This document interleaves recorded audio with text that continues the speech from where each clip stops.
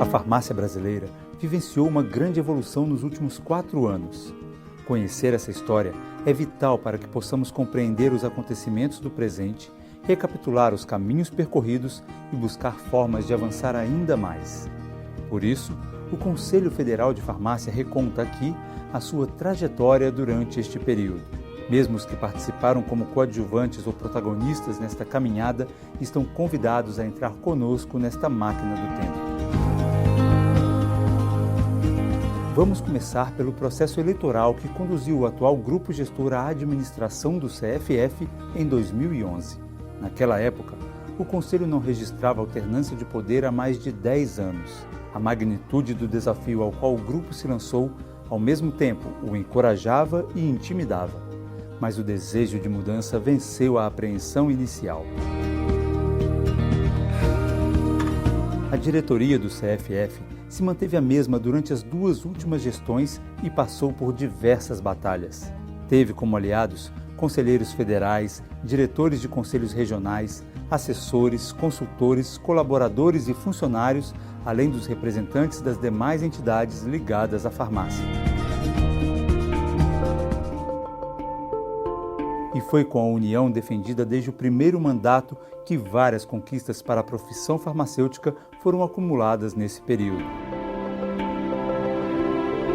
No início, em 2012, era preciso trabalhar e conviver com uma legislação ultrapassada. Estavam desatualizados o modelo de farmácia previsto na Lei 5.991, de 1973, e a descrição das ocupações profissionais constantes da Classificação Brasileira de Ocupações, a CBO, do Ministério do Trabalho e Emprego.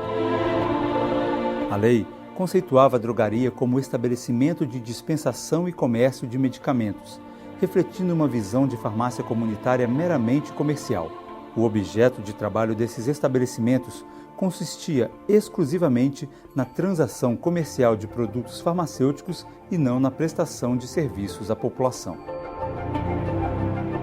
Neste contexto, o farmacêutico tinha dificuldade de colocar em prática todo o seu conhecimento em favor da saúde da população. Sua atuação não era valorizada por não ser considerada essencial. Experiências inovadoras aconteciam, mas de forma dispersa e sem a padronização e o destaque necessários.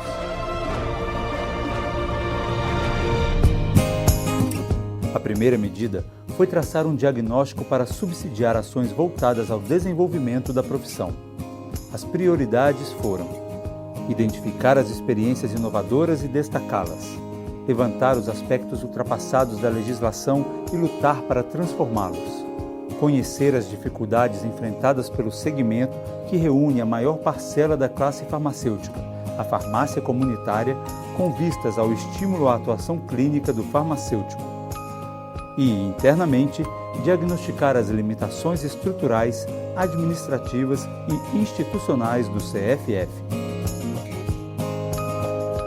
A partir dos subsídios reunidos nesse diagnóstico, foi traçada uma agenda estratégica para a gestão. Faziam parte desse planejamento as seguintes ações: reorganizar e modernizar a administração do Conselho, o que incluía a aquisição de uma nova sede, buscar a aproximação com os poderes constituídos, legislativo, executivo e judiciário, e atuar junto a estes com o objetivo de viabilizar as mudanças necessárias. Resgatar a unidade da categoria por meio da reaproximação e de uma maior integração das entidades representativas da área farmacêutica. Ocupar todos os espaços institucionais possíveis, nacional e internacionalmente, para fortalecer a classe em suas lutas pela profissão. Utilizar bem uma das principais armas de que o Conselho dispõe, a atribuição legal de regular a profissão. Criar programas de qualificação profissional. Aumentar a visibilidade do farmacêutico perante a sociedade. De dentro para fora, foi feita uma reestruturação administrativa.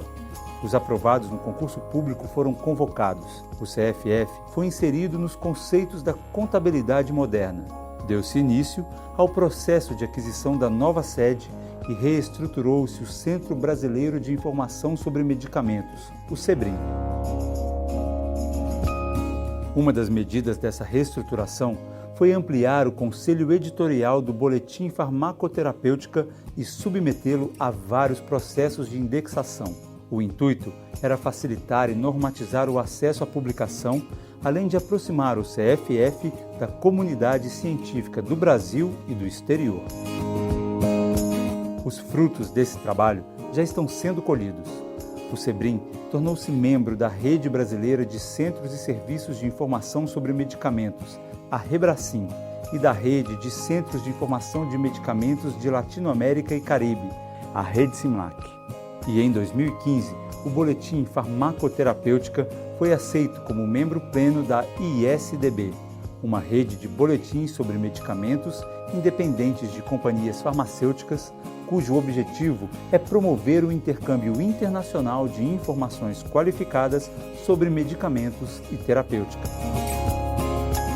Ao mesmo tempo em que reorganizava a casa, a gestão do CFF deflagrou o processo de uma ampla aproximação com todas as lideranças farmacêuticas brasileiras, independentemente de suas convicções políticas e ideológicas ou dos segmentos por elas representados. Os dirigentes de entidades foram colocados à mesa várias vezes em torno de uma agenda positiva de atuação, elegendo prioridades.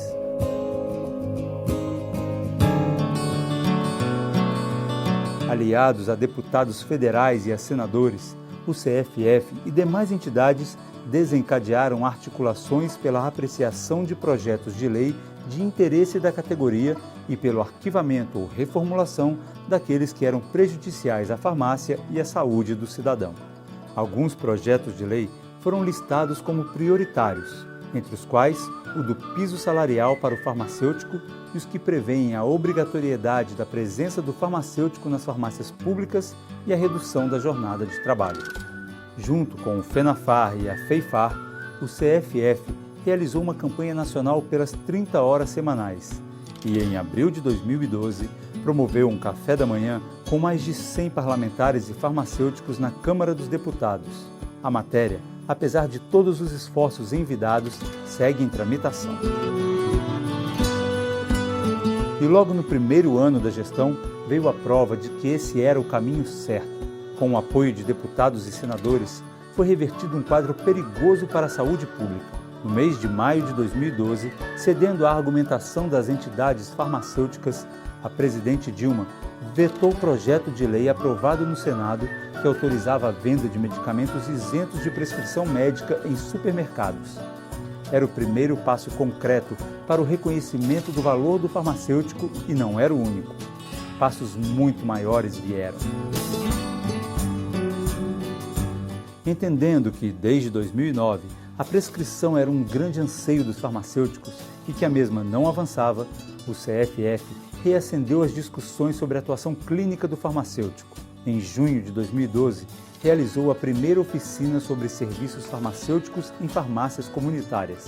No auditório do San Marco Hotel, em Brasília, reuniu 40 nomes de expressão da profissão farmacêutica, entre docentes da área clínica de cursos de farmácia e representantes de sociedades e associações profissionais do comércio farmacêutico e de instituições científicas. O debate reafirmou os caminhos.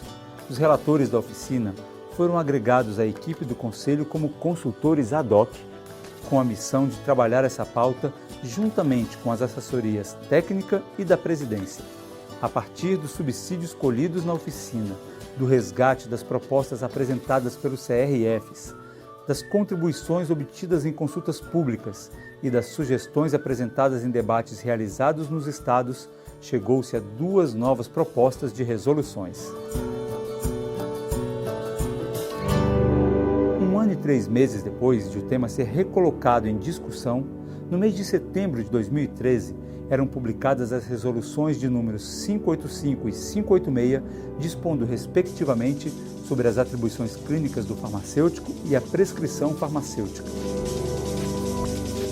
Nesta ocasião, a classe farmacêutica havia acabado de passar por um duro embate no Congresso Nacional por conta da ameaça imposta pelo projeto de lei do ato médico. O texto original da matéria transformava a citopatologia em ato privativo dos médicos. O CFF esteve na linha de frente do movimento que sensibilizou a presidente Dilma a sancionar com vetos o projeto de lei aprovado no Congresso Nacional. Assim, eram duplos os motivos para comemorar.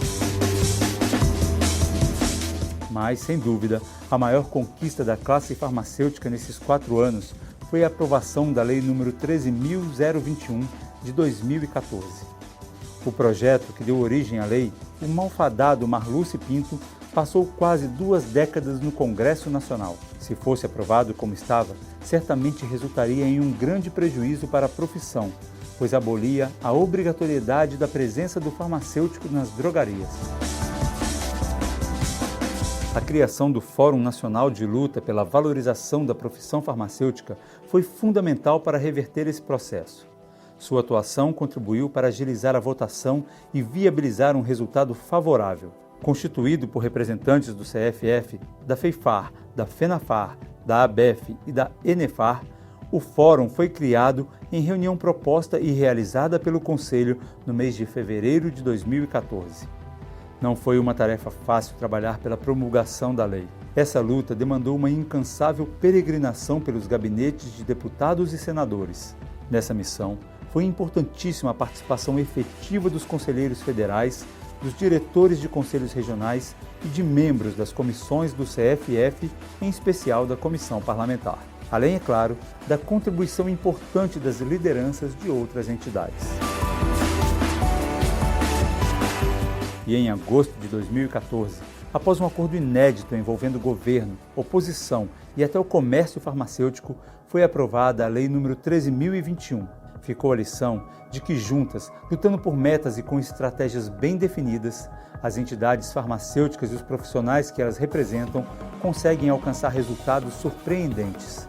No tempo recorde de 6 meses, foi realizado o que não se conseguiu em 20 anos. A proposta inicial da lei foi abortada para a gestação de um novo projeto, que descortinou um céu claro e límpido para a profissão.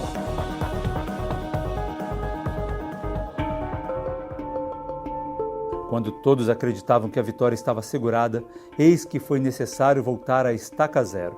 Os vetos presidenciais e a simultânea edição da medida provisória número 653 de agosto de 2014 ameaçaram comprometer a essência da nova lei, inviabilizando sua aplicabilidade.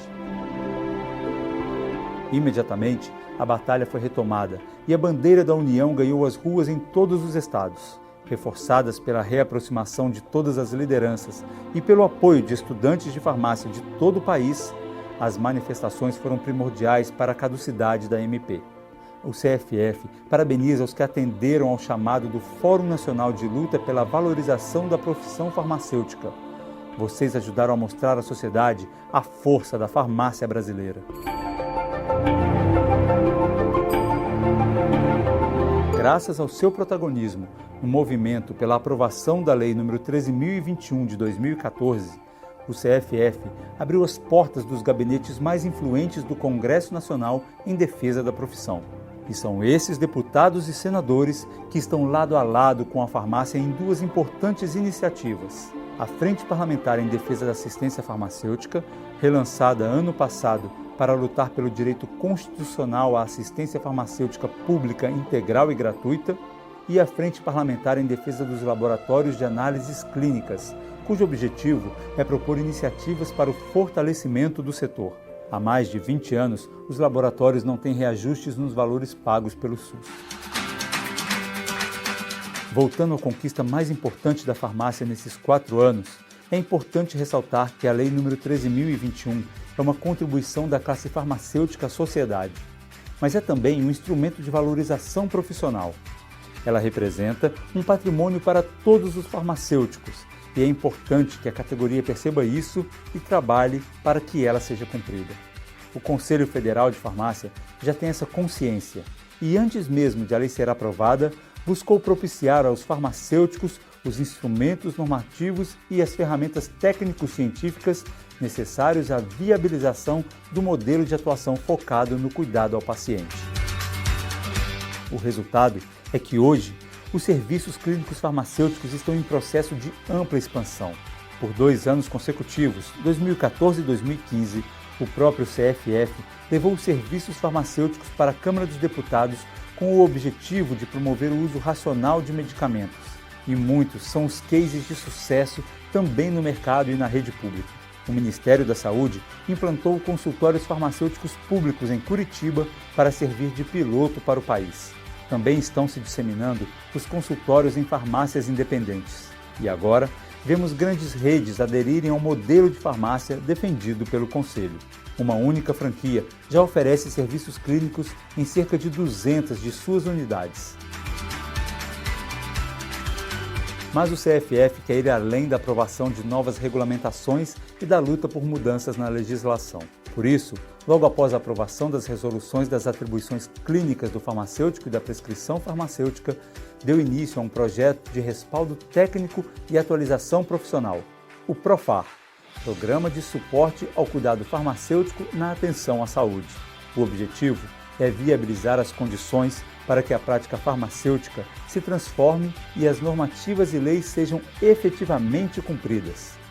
O PROFAR foi pensado para subsidiar o desenvolvimento de competências, habilidades e atitudes voltadas ao exercício do modelo de prática profissional direcionado ao cuidado ao paciente, com foco no manejo de problemas autolimitados. Entre as estratégias utilizadas para esse fim estão a elaboração de guias de prática clínica e a oferta de um curso de educação à distância, EAD, em ambiente virtual de aprendizagem. Esta modalidade de ensino foi escolhida porque o CFF pretende capacitar o maior número possível de farmacêuticos em todo o país em um curto espaço de tempo. A iniciativa do PROFAR é a mais abrangente, mas não é a única ação do Conselho em favor do aperfeiçoamento profissional dos farmacêuticos brasileiros. A par dos inúmeros congressos, simpósios, seminários e cursos que promove ou apoia, o CFF mantém 2 projetos regulares de capacitação: o Programa de Excelência Farmacêutica e o Curso de Farmácia Hospitalar.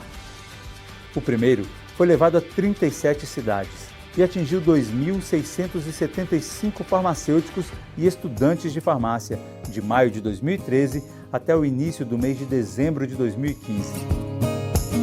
Em relação ao segundo, já são 13 estados contemplados e cerca de 600 alunos atendidos, entre profissionais e acadêmicos.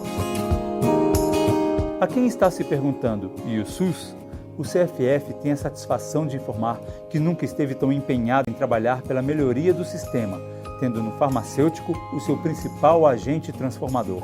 E os resultados obtidos nessa missão são muito profícuos. Está na reta final a tramitação do projeto de lei que prevê a obrigatoriedade da presença do farmacêutico em todas as unidades de dispensação de medicamentos da rede pública. A matéria foi aprovada em todas as instâncias de tramitação até agora e a tendência é que seja transformada em lei. Enquanto a lei ainda não é uma realidade, continua a luta pela efetivação da presença do farmacêutico nas unidades de saúde pública. O CFF tem reivindicado a ampliação e a qualificação dos postos de trabalho, incluindo aqueles dos hospitais universitários hoje geridos pela Empresa Brasileira de Serviços Hospitalares, EBSER. Outra estratégia, que tem também o objetivo de demonstrar o poder transformador do trabalho farmacêutico para o SUS, é o investimento em publicações voltadas ao público inserido no sistema. Em 2015, o Conselho lançou o livro O Farmacêutico na Assistência Farmacêutica do SUS, Diretrizes para a Ação, com artigos dos integrantes de sua Comissão de Saúde Pública. E há 3 anos é editada a revista Experiências Exitosas de Farmacêuticos no SUS. A publicação divulga projetos bem-sucedidos desenvolvidos por farmacêuticos que atuam no sistema. O objetivo é convencer e estimular os gestores públicos a investir na incorporação desses profissionais em seus quadros. Pela seriedade de seu trabalho e sua presença constante em todas as iniciativas em defesa da assistência à saúde pública e gratuita, entre os quais o Saúde Mais 10, o CFF conquistou no ano passado a titularidade como membro do Conselho Nacional de Saúde. Sem dúvida, contou pontos para isso a efetiva participação do CFF no processo de construção da 15ª Conferência Nacional de Saúde. O Conselho publicou um boletim informativo para subsidiar as discussões de propostas para a conferência e incentivar a participação dos farmacêuticos como delegados. O documento continha as principais estratégias pela inserção definitiva do farmacêutico no sistema público de saúde. Com o objetivo de incentivar a especialização do farmacêutico interessado em atuar na rede pública, o CFF mantém em constante atualização, desde 2014, um hot site com informações sobre as oportunidades para ingresso nos programas de residência farmacêutica em todo o país.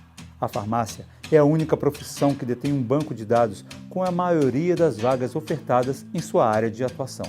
Em suas 2 últimas gestões, o CFF não se descuidou de um de seus objetivos primordiais, que é a fiscalização do exercício profissional. Para incrementá-la, realizou 5 encontros regionais e 1 nacional, criou o COFISC Online e ampliou o número de auditorias, que agora tem um caráter muito mais de orientação do que punitivo. Mais recentemente, o Conselho aprovou a implantação do Programa Unificado de Informatização dos Conselhos Regionais de Farmácia do Brasil, o Farmacis. O objetivo é viabilizar uma solução que atenda às necessidades de todos os CRFs, melhore ainda mais a comunicação entre os conselhos regionais e o federal e, ao mesmo tempo, fortaleça as entidades. Também na atual gestão, foi executado um subprograma de fomento aos conselhos regionais de farmácia nunca antes visto no Conselho. Mais de 10 milhões de reais já retornaram ou estão retornando aos estados. Muitos conselhos regionais usaram a verba para aquisição de sedes próprias e reformas de prédios. Até o final de 2016, a soma repassada deverá chegar a quase 14 milhões de reais, porque já estão empenhados mais de 3 milhões. 23 das 27 unidades da federação já foram beneficiadas pelo programa, que representa uma maneira de o CFF devolver aos farmacêuticos os recursos das anuidades pagas por eles. Isso só é possível com rigor administrativo e transparência. Em uma iniciativa inédita, o CFF está buscando ampliar a visibilidade sobre todos os seus atos administrativos. Em cumprimento à Lei 12.527, criou e está alimentando um portal para a divulgação das informações relativas à gestão de recursos do órgão. Em relação aos conselhos regionais, os que ainda não deram publicidade às suas ações, certamente estão em fase final de atualização. Muitos e muitos outros pontos em que a farmácia avançou poderiam ser elencados. Poderiam ser citados, por exemplo, os espaços abertos no Ministério da Educação. E aqui é necessário abrir parênteses para destacar alguns fatos. A realização do Congresso Brasileiro de Educação Farmacêutica, COBEF, em junho de 2015 na cidade de Salvador. A conquista da inserção da farmácia universitária como quesito de avaliação dos cursos de graduação.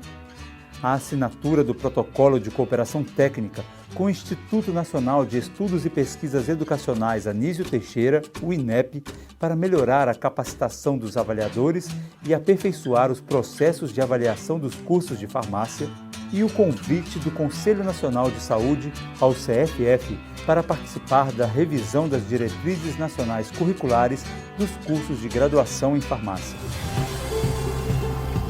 Poderia ser abordada a intensa participação do CFF nos grupos de discussão e trabalho do Ministério da Saúde, entre os quais o Comitê de Implementação do Programa Nacional de Segurança do Paciente, CIP-NSP, e o Comitê Nacional de Promoção do Uso Racional de Medicamentos, CNP-URM. Poderia ser descrita a enorme evolução do ponto de vista trabalhista, com as gestões junto ao Ministério do Trabalho e Emprego pela atualização da Classificação Brasileira de Ocupações, CBO, na qual a farmácia passou de 2 para 8 ocupações e de 19 para 117 sinônimos. Poderiam ser enumeradas as mais de 50 resoluções aprovadas pelo CFF, entre as quais destaca-se a revisão e modernização dos códigos de ética farmacêutica e de processo ético. Boa parte das novas resoluções veio ampliar os espaços de atuação farmacêutica, estética, imunização, genética, floralterapia, homeopatia, vacinas, gestão da assistência farmacêutica no SUS. Importante ressaltar que todas essas resoluções foram construídas pelas comissões assessoras, grupos de trabalho e consultores ad hoc, com a participação efetiva da categoria, das entidades e da sociedade por meio de 19 consultas públicas. Poderia ser relatada a aproximação com os demais conselhos profissionais, como de medicina e enfermagem, e a participação do CFF nos fóruns dos conselhos de profissões regulamentadas. Poderia ser ressaltada a estreita aproximação do CFF com entidades internacionais e sua efetiva participação em instituições como a FEFAS, FEPAFAR e, claro, nos congressos da FIP. Em 2015, na cidade de Düsseldorf, Alemanha, o CFF foi reconhecido pelo representante da American Pharmacists Association, Thomas Manningham, como a entidade farmacêutica mais alinhada com a visão dos Estados Unidos a respeito da profissão em toda a América do Sul. Poderia ser dito muito mais, mas é importante dizer apenas que a farmácia se transformou nos últimos 4 anos. Isso é fato, não há como não perceber. Antes, diretores, conselheiros, funcionários e visitantes se espremiam no auditório do edifício Seguradoras e nas acanhadíssimas salas de reunião da antiga sede. Hoje, o CFF está de casa nova, um prédio lindo, funcional e sustentável que propicia à instituição as condições adequadas para ampliar sua atuação em favor da qualidade dos serviços farmacêuticos, do exercício ético da profissão e da valorização profissional. A conquista da nova sede do Conselho reforça o processo de transformação da entidade empreendido nestes 4 anos. Está sendo construído um novo CFF, mais participativo e, principalmente, mais moderno e acessível ao farmacêutico e ao cidadão. Hoje, a profissão farmacêutica é vista com outros olhos pela sociedade. O olhar do reconhecimento, do respeito. E isso ocorre não porque a atual gestão, em parceria com os conselhos regionais, realizou as 4 maiores campanhas publicitárias institucionais de valorização da farmácia e do farmacêutico. Nem porque o CFF ganhou visibilidade ao buscar e conquistar espaços importantes por meio de mídia espontânea, firmando-se cada vez mais como fonte de informação segura e fidedigna para grandes veículos de comunicação, entre os quais Rede Globo, Portal G1, Band TV, Globo News e outras.